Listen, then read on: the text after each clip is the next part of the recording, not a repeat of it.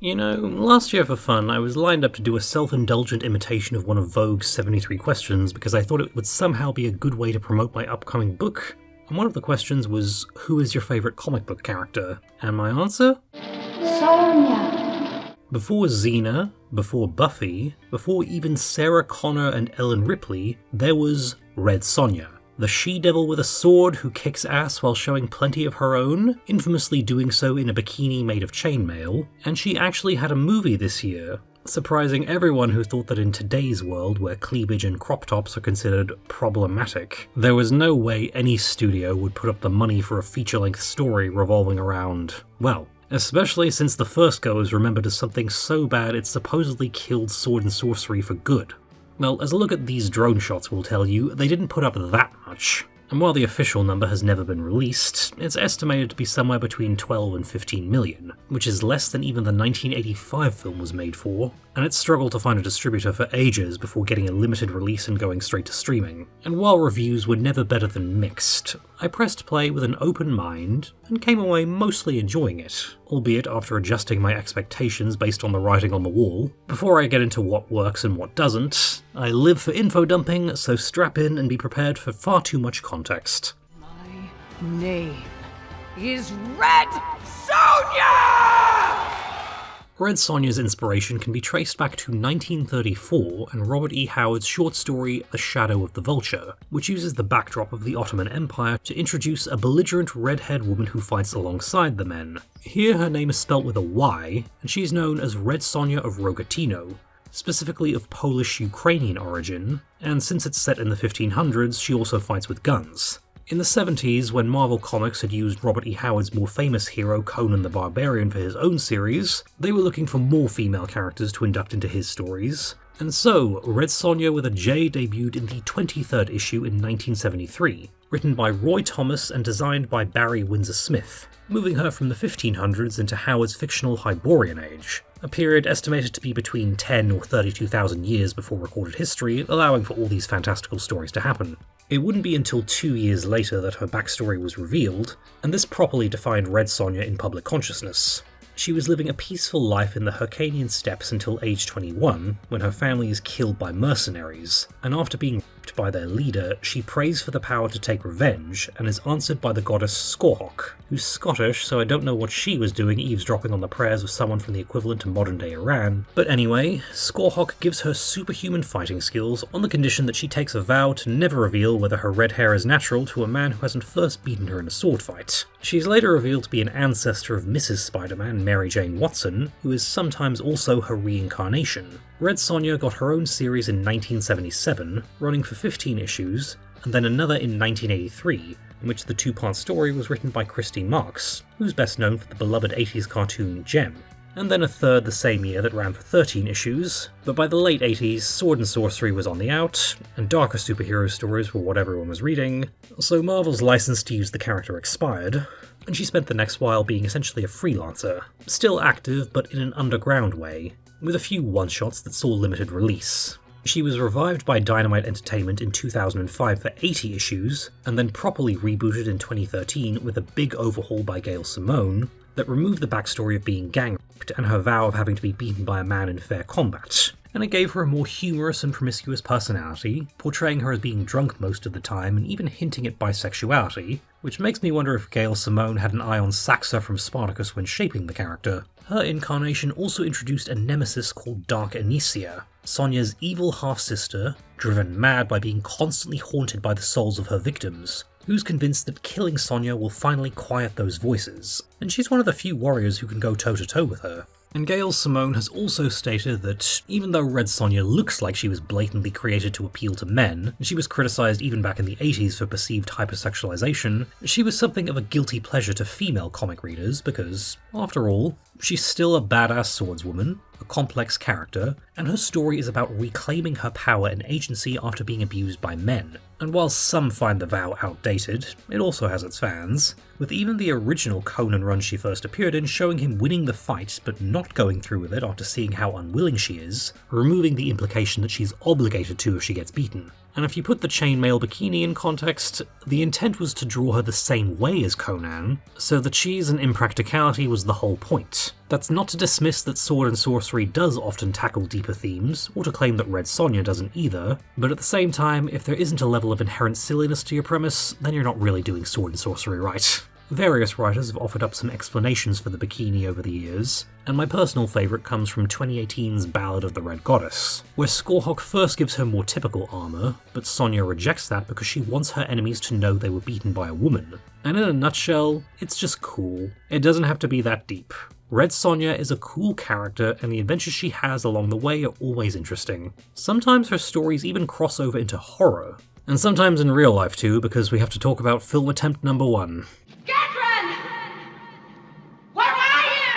It's the early 80s and we've just had a successful Conan film starring Arnold, and so other Robert E. Howard properties are in consideration, which is probably why the opening credits for Red Sonja emphasises the connection to him, despite drawing more from the comic version of the character. As the general public expected a certain type of physique in a sword and sorcery film, Dino De Laurentiis spent nearly a year trying to find someone who could be suitably Amazonian enough to play the lead role, until he discovered Danish model Bridget Nielsen on a magazine cover, and at 6'1", she more than met the visual requirements, even later being nicknamed the Amazon because of her height and physique.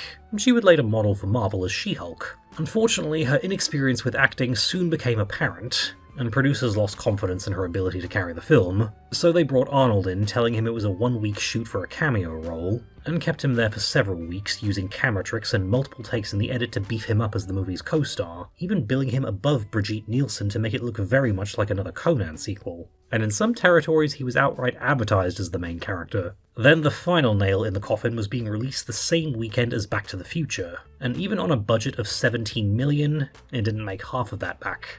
Producers tried to blame it on genre fatigue rather than them making a bunch of bad decisions. And even then, Red Sonja 1985 isn't a terrible film.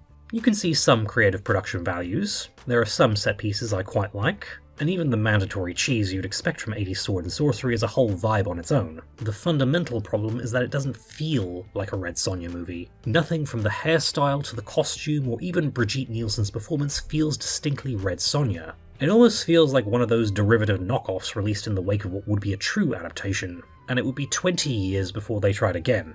Well, I don't know if I'm going to be reinventing the character, because I'm just going to try to become the character. By the mid-2000s, Robert Rodriguez was pretty well established for his ability to direct high-quality films that be schlock in the hands of another director, and had also begun a relationship with Rose McGowan, fresh off 5 seasons of Charmed and ready for a second go at movie stardom. I thought you said if you saw a deer, you shouldn't fucking swerve! Together they'd done Planet Terror, a segment for the Grindhouse double feature, a setup of 70s exploitation films, and it seemed like the perfect fit. Because, as anyone who's seen that or something like Jawbreaker knows, Rose always had an ability to commit to stories that had an air of intentional camp, and work with the material as opposed to against it like Brigitte Nielsen did in the 1985 film. Rose dyed her hair red and started training, with even a teaser poster being released. But while filming Planet Terror, Rose suffered some serious injuries that meant she could become paralysed in her right arm if she hurt it again, meaning such a physical role was a big no-no.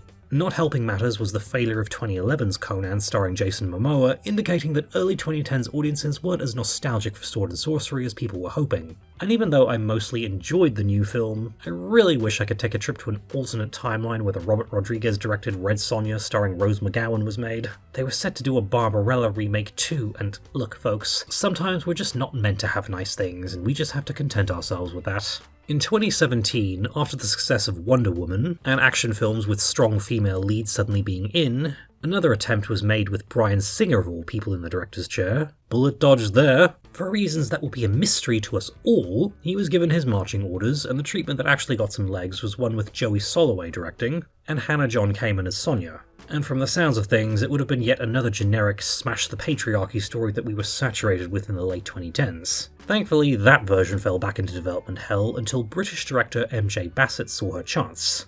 She was a big fan of Robert E. Howard's work, and had already directed a dark fantasy adaptation of one of his characters, and as luck would have it, she was both a fan of the 1985 film and Gail Simone's run of the comics. She had been keeping an eye on the project as it was in and out of development hell, and lobbied to be given the job once Joey Soloway was out, happy to do it for a low budget and in a relatively short time frame out of sheer love for the character. And honestly, within 15 minutes of watching Red Sonja 2025, it is very clear that this was made by a director who has a lot of love for the story and the character. the kindest reviews have stated that the only thing really holding it back is the low budget. And while the estimated 15 million sounds like a lot, and only 2 million less than what the 1985 film was made for, this is a sword and sorcery movie with plenty of stunts, fight scenes, CGI, and all the stuff that, say, Underworld was able to do in 2003 with 40 million. And there are a few shots and line reads where you get the impression that they had to hurry up and get it in the can because of a limited amount of time to use this location, or they needed to wrap someone quickly to keep it on time and on budget. But for every shot like that, there's one like this, where you can feel the vision MJ Bassett had for it. And after I've devoted many hours on this channel to comprehending the massive drop in writing and filmmaking quality in the 2010s compared to the 2000s, these days I will take flawed but clearly made with passion over competent but soulless. Red Sonja 2025 reminds me a lot of the 2007 Aussie film Gabriel, starring the King in one of his only other lead roles. It was low budget, but Shane Abbas raised 500,000 Australian dollars himself, and clearly cared very much about making a film that had its own identity and drew you in. And if you meet it where it is, an indie film made for a self-funded micro-budget, you will have a good time. Granted, Gabriel has something over Red Sonja in the strength of its lead actor, and I think Matilda Lutz is probably one of the weakest parts of the movie. Or are you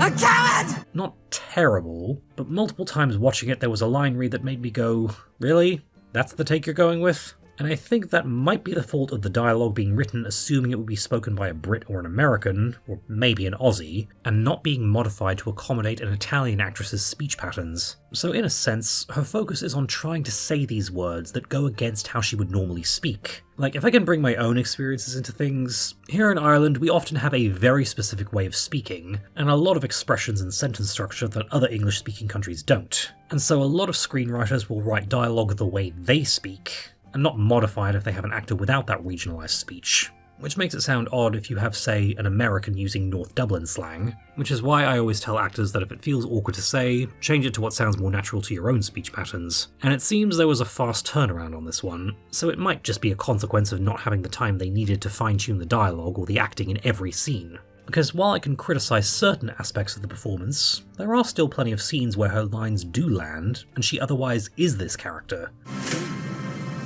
Where's my horse? And when it comes to charging her enemies and carving them up in droves in the third act, then you buy her as Red Sonja. And while a sequel is extremely unlikely, I would still be interested in seeing one, because there were solid foundations laid here, and I think a second go at the character with more time and a bigger budget would give Matilda Lutz a chance to lean into her strengths. There's even some nice chemistry with Luca Pasqualino, who plays Osin, her love interest, and there were multiple little moments that made me go, yep, I'm sold.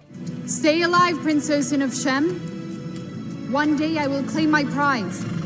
I was even happily on board with the idea of giving Sonja a romance, and not falling into the cliché trap of, oh, the strong female lead can't have a love interest because that removes her agency. You can give an action girl a romance plot. You just have to do the work. And this film gives us the nice beginning of a potential attraction between two people who think they've lost everything, and actually getting back a piece of what they've lost puts them at different places, both literally and figuratively, and once the evil emperor is defeated, maybe things might change. I buy it, and as unlikely as it is, I'd love to see a sequel where they develop the romance further as two warriors on the road together. In fact, this movie's whole treatment of Red Sonja has given me hope that we are moving further away from what I've taken to derisively calling the strong female character era, starting at around 2015, in which strong was the only thing female characters were allowed to be, and the story was usually about taking on sexism, misogyny, etc. And from the sounds of it, that's what the version of Red Sonja MJ Bassett inherited was going to be, and that was the first thing to go when she fine-tuned the screenplay, stating that she didn't want to make yet another movie about sexual politics or man versus woman.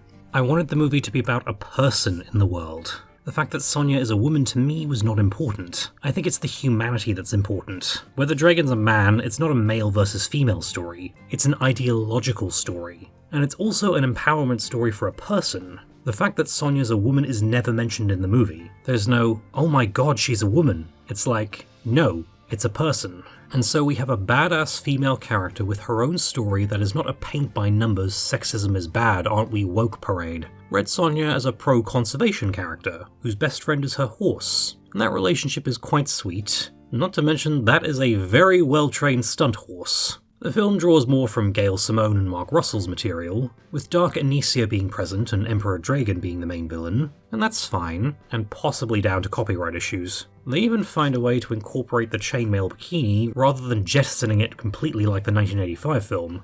And that protects. Nothing. Absolutely nothing.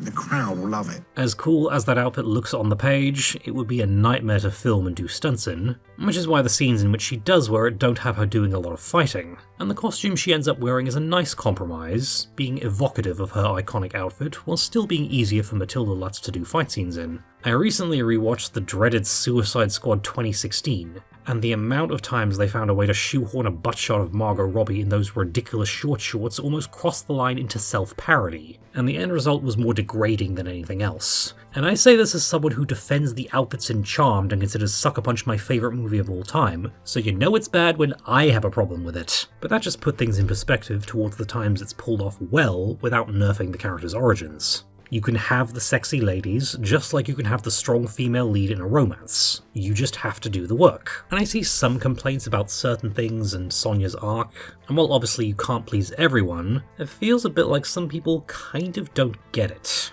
And allow me to outline what the arc is for this character. As a child, Sonja lost her mother and was separated from the rest of her tribe and had to grow up in the forest fending for herself. She dreams of reuniting with her people one day, but believes they were all wiped out. Having to live among the animals gave her a strong affinity for them, and her best friend is her horse, but she sees how Emperor Dragon's conquests lead to the animals being enslaved, and she ends up getting captured by him because she's trying to free some of the creatures he's using for his experiments. And she soon learns that humans are enslaved in the same way as animals, and when she refuses to play ball, Dragon just has her friend killed. So that increases Sonja's determination to kill him once she gets free. Then the variable none of them accounted for is a Cyclops in the fighting pits, and she then sees it's being controlled by this thing, so she frees it and takes advantage of the situation by getting it to destroy the arena so she can escape. And everyone else being freed is just a nice bonus. By that point she has also discovered that her tribe still exists, and this dude is one of them, so she's focused on bringing Dragon down to ensure that her tribe continues to survive. And she doesn't rally an army. She tries to do it on her own, and the others offer to help her as thanks for bringing about their freedom. So it's not so much that she becomes their leader, and more a temporary alliance based on mutual respect. And that's Red Sonja, in most incarnations anyway. And then there's complaints that the movie has Sonja be mortally wounded in the penultimate fight, feeling it undermines her character, who's supposed to be the she-devil with a sword and the best fighter in the land. But for me, I get what they were going for. Let go of what you were, and be reborn as what you can be.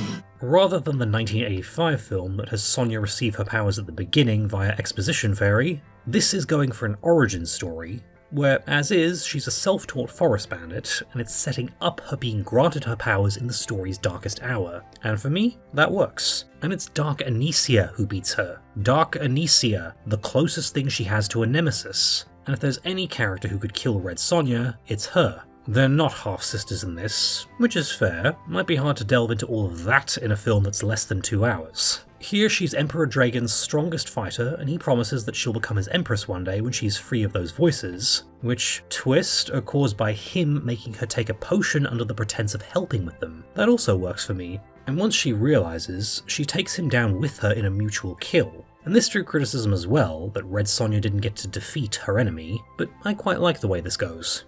The day you were taken, I was there. Sonja follows the dying Dragon into the forest, and this is after he's been revealed as an orphan from her tribe who was left behind when they were attacked. You were there?